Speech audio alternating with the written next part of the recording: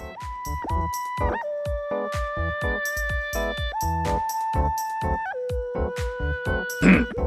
right, now we're recording and we're live. Now we're both. Okay, good. Everything's on. Sorry, boys and girls. Sometimes you gotta press 2 buttons instead of 1, and that's what. Yeah, it takes a lot of time. Yeah, let's see. Who's in the chat? It says we got 1 viewer. Excellent. I don't know about that.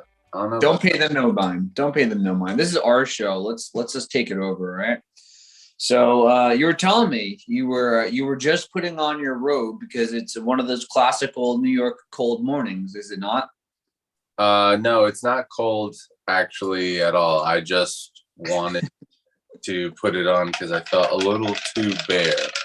A little too bare. Yeah, we can't be a little too bare this early on. You know, we gotta wait until we feel more comfortable about showing and exposing. Right now, look, I'm covered up, you're covered up. It makes sense.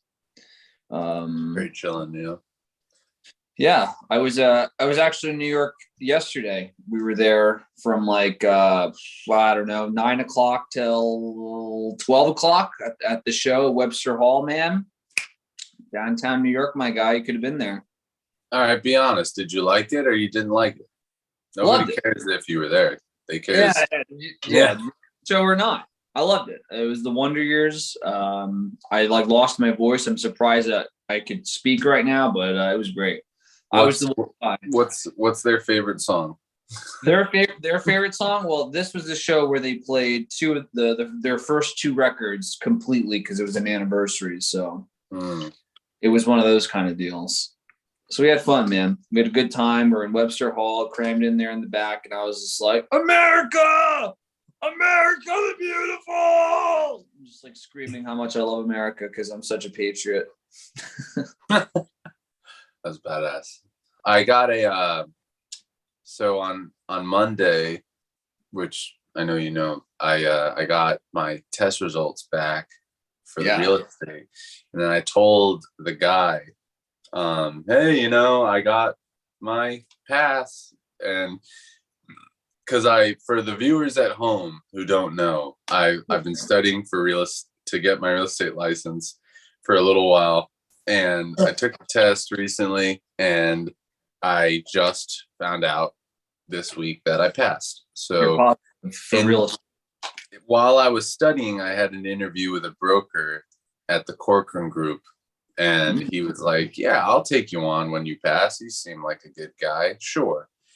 And so that's been like my one lead, that's been my one like thing of just like, okay, I don't really have other offers, but he's down and it's a nice office and all that. And they give you a lot of help, it seems.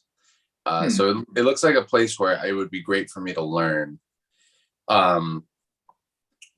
But like I told him on Monday, hey, look, I passed. And he was like, awesome. That didn't take too long. And then I texted him and I was like, so what happens now? What do we do? Sure. And then he didn't respond at all. And he didn't respond until like 30 hours later, because he responded to me at like 9 p.m. last night. And he was like, hey, man, didn't mean to go silent on you. It's just been crazy. And I figured that as much. I'm like, you run, because he like runs the office. So I'm like, right. You got a lot of shit to do. You're not just trying to like hold my hand. No, you can't do that and run the office.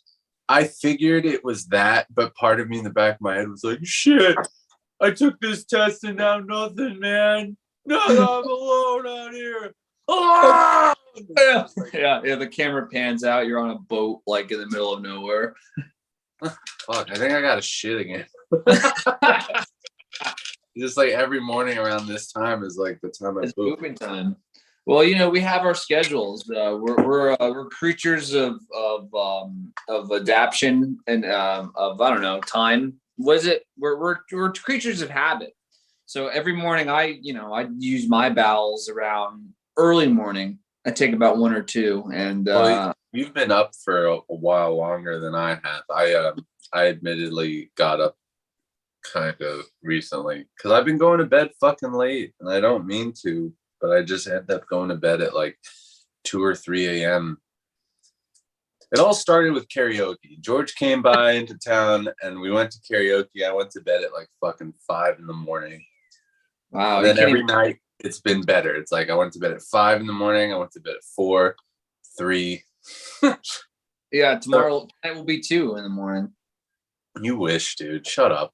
Friggin'. You think you're so smart, but you're not me. Oh man, I'm taking these farts and they smell like cold cuts.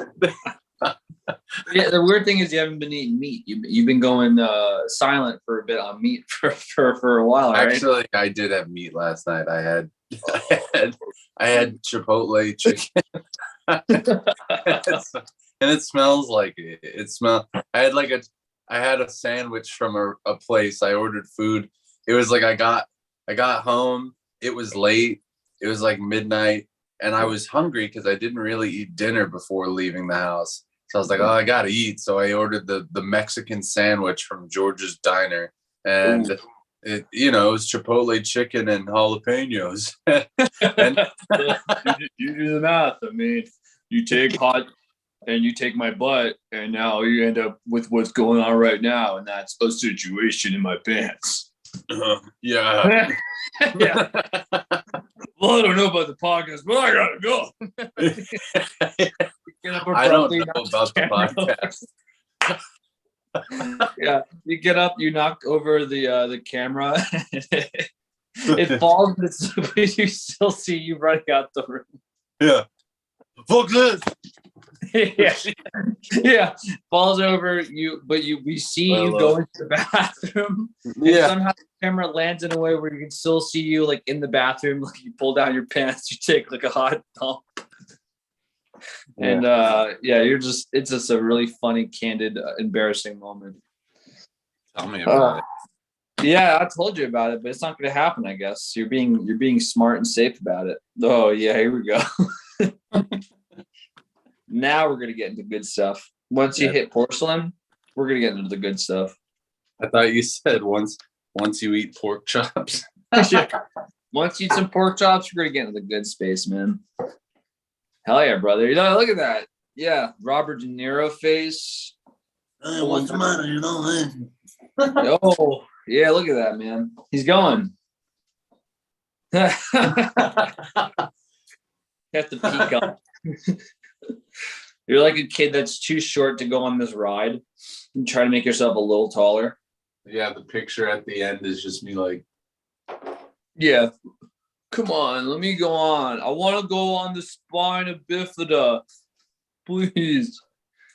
So this poop isn't so bad. This is kind of like it's free falling. Yeah, is this against the terms of service in Twitch? Nobody knows really what I'm doing. No, I'm just like I could just be.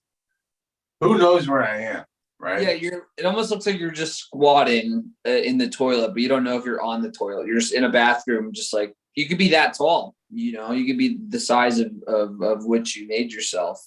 Yeah, I could be small as heck. Yeah, but that part I don't know. That could be constrained as there's some liquid pouring. We don't know what liquid it is. We don't know where it's pouring into. So yeah, I can have a leaky pipe. Yeah, it's all alleged. This is evidence, but you can't really go into any conclusions because it's just so ambiguous. We don't know what's going on. Yeah, so in a way, it's not evidence at all. It's just like stupid shit. Yeah, I guess in a way, Your Honor, none of this evidence. It's just all stupid shit, and therefore my client should be found not guilty of these crimes. That's awesome. Yeah, he said that in a court of law. This is bullshit, Your Honor. Objection, Your Honor. This is some real classic bullshit. This is some real classic bullshit, Your Honor. You should be now that you have your real estate. Well, I guess you don't have your license, but you passed your test. You should now think of yourself as a lawyer, and you just go. Yeah, go to your local courthouse and just objectify the court of law. Just hit on people, objectify him. Yeah. You're just like, This is a kangaroo court. Kangaroo court. I was just sitting down for a while. Yeah, take a long break, you know. Nah.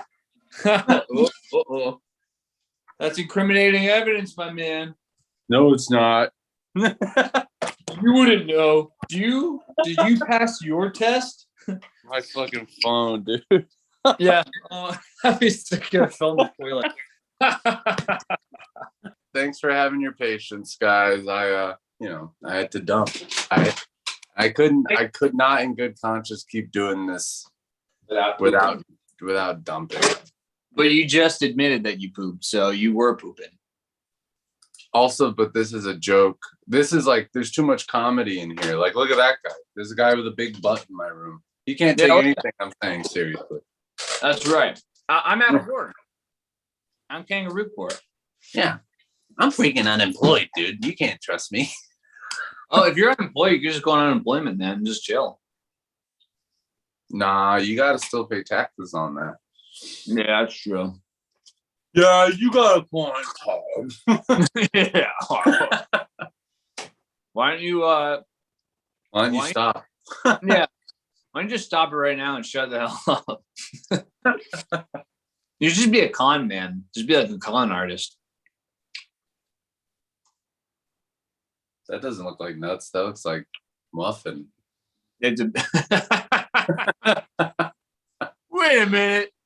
Those aren't nuts at all. That looks like muffin. No, it's a biscuit. Kid. It's from Red Lobster. It's the cheddar biscuit. You're like trying to think of like a cool, like in catering, like a special name, but you're just, oh, what do we have here? And then like when you leave the kitchen, the caterer is telling you, it's like, all right, listen, you call these cheddar biscuit no. They don't know. Yeah, they don't even know. Then they have to look at the paper. They're like, cheddar biscuit bombers. Okay? That's what you call these.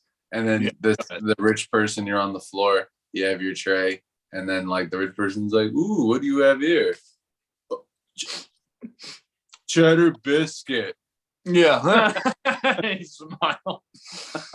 Dude, well, we did that. Remember? You got on the catering train, and then you got me on a board. And that's the kind of stuff that we would do. Yeah. What we have here for you today is a deconstructed, pulled apart hamburger. Pulled apart hamburger. Which how did we make this? Great question. We made a hamburger and mushed it. Yeah. Smile. I remember one time I was working I think it was like the Marquee or something like that. And I had a tray of sliders, and like one of the rich people were like sitting at the bar, and he like turned to me. He's like, dude, I will give you $20 for an entire sleeve of those hamburger sliders. I'm like, you got it, sir. So I dropped it, ran to the kitchen, cut everybody in line, and immediately asked for a whole serving of sliders. And they gave it to me. I got $20 that day, man. That was sick. That's called hustling, man. You like, you were like, fuck the whole team plan. This guy's gonna give me $20. Yeah, screw this. I'm about to go make my nut right now. Yeah, that's like an hour and a quarter's worth of pay. That's like, you know, I could have just chilled out after that. Yeah, you're like, I've got to work. I could just leave an hour early. I could just leave right now 1 hour early. I got paid. Yeah, that was pretty sick. That was cool when you got tipped. That was probably the best part of catering. Besides, you know, maybe go into like the certain areas that you don't think you'd ever go to, like the Guggenheim Museum, you'd work like the floors. Natural History Museum at night was pretty sweet. I mean, there are definitely places and situations where the whole event was cool. The whole event was like interesting to go to. Yeah. But, you know, it just kind of, the work was kind of demoralizing. It kind of sucked. It kind of like, you know, I actually, what I appreciate about it is it made me, not that I was pompous. I mean, everyone's been pompous, but like, you know, it's just kind of like, you know, it's the kind of job where you might have to stand behind a wall or eat your food over a dumpster. Kind of thing. You'd have to get really ratty at times. Yeah, it's like, oh, you've got 15 minutes to shovel down like a plate full of like leftover chicken and like just random shit that nobody else wanted to eat. And you might eat it, like you might use a trash can as like a table. It puts things in perspective. It really humbles you in those cases. Like you're like, holy shit, yeah, I'm like eating like a plate of like penny vodka over a trash can, and I only had 5 minutes before I had to go back out on the floor. And you'd work, hours, like 5 to 8, sometimes even 12 hours. You just stand there. I mean, it's not hard work, but it's kind of like you said, you're just a walking, non-talking trash can / like food dispenser. Yeah. I think it's a hard retail customer service. I'm not saying other jobs aren't hard, but like, I think the essential workers, quote unquote, the people like, and that's such a strange word, essential workers. Essential workers. And essential workers get paid the least. That's fucked, man. You know what I mean? It's like, or that, I guess that's not true, but like this umbrella of essential workers is everybody from like the fucking dude on the e-bike delivering your food. Yeah. To like nurses in an ER. Like, just that's a huge scope. That's a huge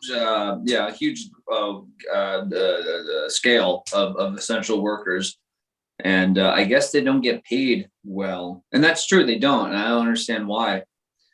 Well, it's because you see, the rich people, we need more money, so duh. I could have told you that one, but yeah, I could have told you that one. It's like, all right, well, you're CEO and you're making like oodles and oodles of cash a year. Why don't you just like cut some of your salary and give it to the, dispense it to your workers and whatnot? Well, you see, that's not gonna work. It's not gonna work out with me, man. I need that. I need all that money.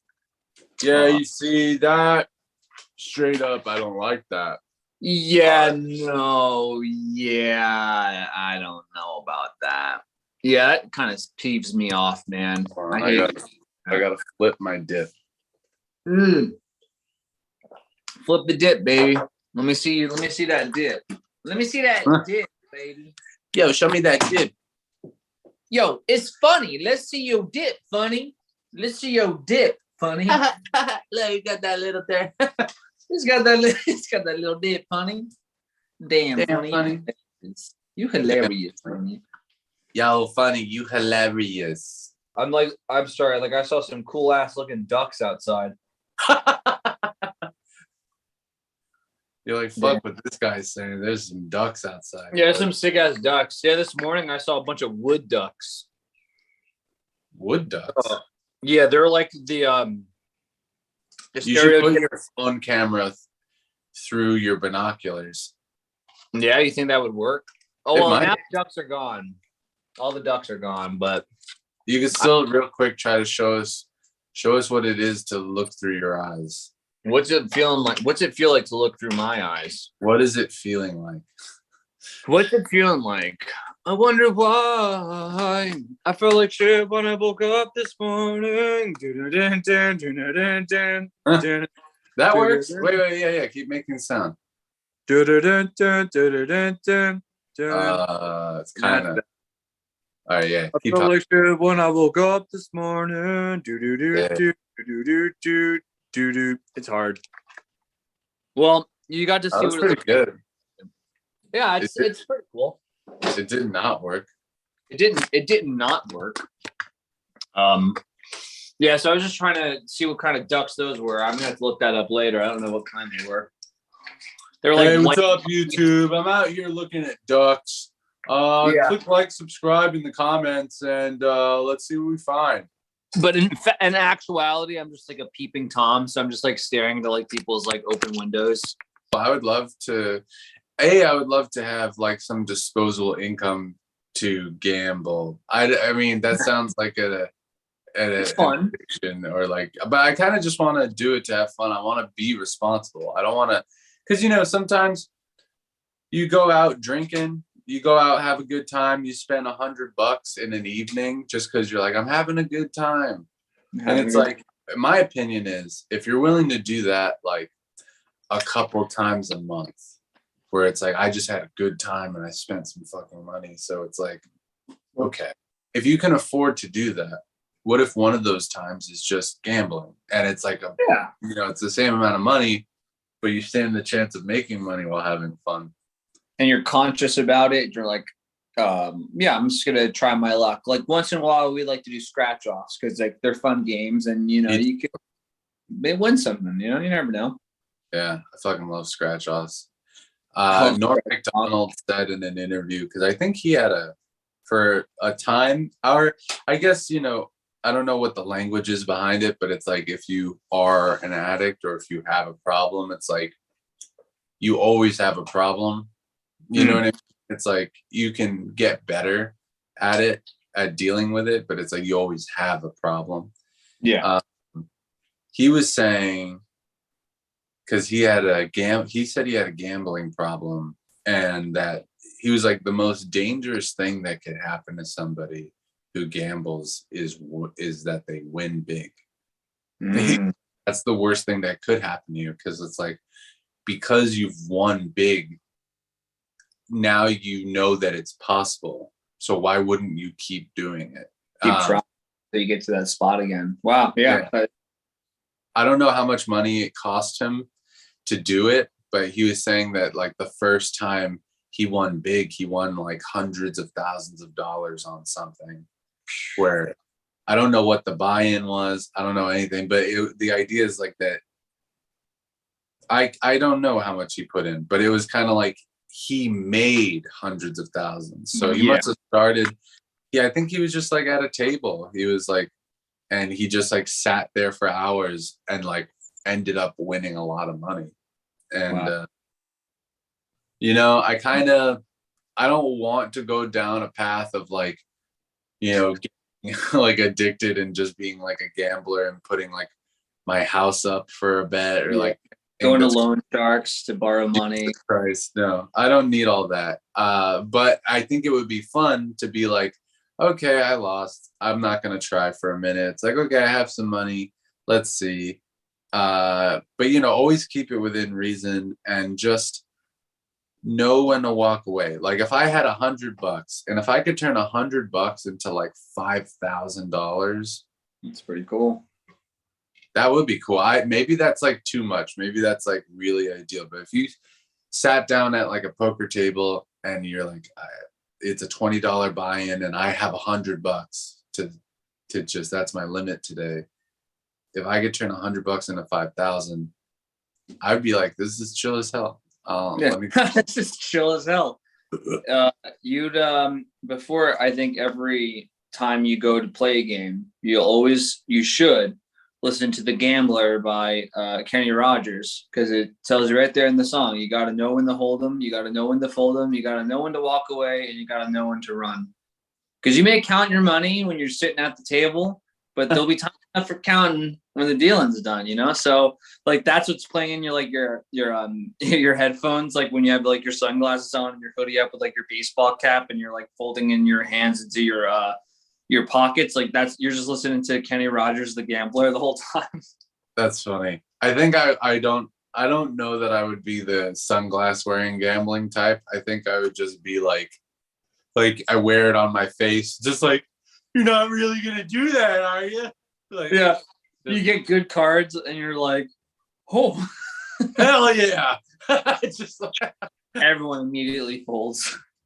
You win nothing. A good strategy, just being like over, but not, because I was watching some videos and some people are like combative. They're like, what, like this one guy, there was like an older like Asian man and a younger fucking white guy, And the Asian man was bluffing hard. He didn't have a winning hand at all. He had nothing. He had no combination of anything. And the other guy, the young guy, actually had a combination. The Asian man went all in, and he just put his hands on his head like this. Like the old man, he just like put his elbows on the table and just sat there. And the guy over here is like trying to get in his face. And it's like, you're going to tell me what you have? What could you possibly have? Why would you do that? What do you think you're doing right now? And then the young guy like got up and started like pacing, thinking about it. And then he folded. And the young guy was the guy who like, he had the hand to win. And he folded because this Asian man just like bluffed so hard. And then when the dealer gave the Asian guy his money, the young guy was like, show me your cards. Show me your cards. And the Asian guy was like, yep, and you didn't have to. Oh my God, he destroyed that guy's psyche. Yeah. He banished him to the shadow realm. No! Yeah, like the mirror effect break, like the guy's face. And then he comes back down. He's like, all right, show me your hand. World poker tournament where everyone's trying to like fuck a pig and who can do it best. I'll check. I'm gonna raise you 2 hogs.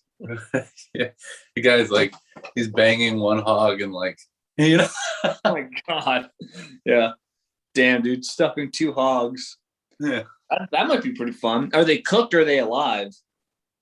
Oh. I don't think either of those options are good. Yeah. I guess it's better to fuck a real live pig. Oh my God. Yeah, dude. Imagine being so desperate and like alone and sad that you're like, you feel compelled to take solace in the asshole of a pig. Oh my God. Like, you have to fuck an animal. You're at this point. Like, you bypass dating, you bypass going outside. Like, you're just like, I'm gonna start fucking my farm animals. Like, I need to do this. I people probably do that, you know, because that's a thing. Yeah. That's been a thing for hundreds of years. I remember reading I forget what grade, where if it was in college, but I read something about, it was just like a book about laws, the Plantagenets. Maybe. And like, it was like, there was like a whole long section, even in American history, like there's like long sections of like, I don't remember what, but it's just like people writing like a man should not fuck his goat. That should be illegal. And like, just like a written dialogue of like, this is why I think people fucking animals should not be allowed, which leads you to say that people do fuck animals. Yeah. To the point where someone's like, hey, maybe this should not be legal. That guy who wrote those laws, or woman, whoever, he had just had neighbors who were just like going hog wild on his animals. And he's like, I don't think it's happening, which I don't think it should. You shouldn't bang your animals. Like, it's one thing to like bang food, I guess, because I mean, that's like food, but because people bang food too. Like, you know, you stick your thing into like a apple pie or something, like you're having sex with like a food. Because I don't know, it's just weird, man. Yeah, I don't want to like kink shame or like make people feel bad for doing what they do. But if anybody, I mean, no one's really watching this, but like, if for some reason somebody is like, who knows? Right now, again, I'm gonna say it again. Listen, Twitch, you're sleeping on us. You're sleeping on us, Twitch. I'm surprised. Even YouTube got like a good, like, you know, nothing crazy, but like compared to like the full episodes, like some of those things you posted on YouTube were getting like some views. I was like, wow, look at that. And then like obviously on TikTok, a good amount of views and likes and interactions. I'm just saying, listen, Twitch, we are coming to you first. You get it first. You get it first. Uncut raw. And you sleep on it. Definitely shows 100% uncut raw. We spoke for like 10 minutes about the rules of poker. How to bet. Yeah. Which is fine, but like that's like That's part of the idea behind if we got big enough to have a Patreon, they would just be listening to what would be the Twitch stream of like, yeah, this is the uncut raw. But then because I was gonna say that Patreon is like 100% unfiltered, uncensored. Like we have no backlash of like we could say whatever we want. No one's allowed to screen record or anything. We could say whatever we want. That should be part of the Patreon rules where it's like you can only become a patron if you're down to hear us say bad words and like things that are like really bad about people's just like we will say the worst things. Yeah, we will say whatever we want. Don't give us this Patreon money if you don't want us to say these things. Please don't give us this money for us to not want to do that. Wait. Hold on. I got a joke for you. So there's a guy, and he goes to his doctor and he's like, "Hey man, where's my butthole?"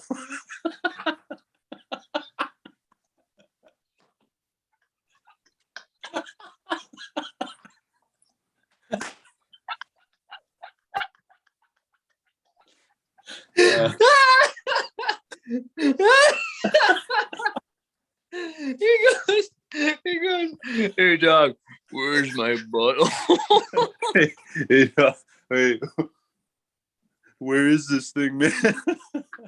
The doctor's so fucking confused. He's like, well, I mean, it's behind you. It's in between your butt. Wait, it's in between my butt. Yeah. No. I've got a hole in between my butt cheeks. Yeah. Have you never like wiped your butt? That thing is, he never wiped his butt. Yeah. He never felt his butthole because he never wiped his butt. Oh. Why would I do that? It's fucking gross and yucky in there. Phil. It's super filled with cocky, and I would never put my hand in there. Fuck you, dog. Yeah. Fuck you, doctor. Holy shit, how old is this guy? 42. I don't know. Holy shit. And he's like never wiped his butt ever. Yeah. And he's like, if you're not gonna help me, I'm gonna find someone who will. So he's on a quest to like help himself find his butthole. Oh, I love that like setup. It's a talk.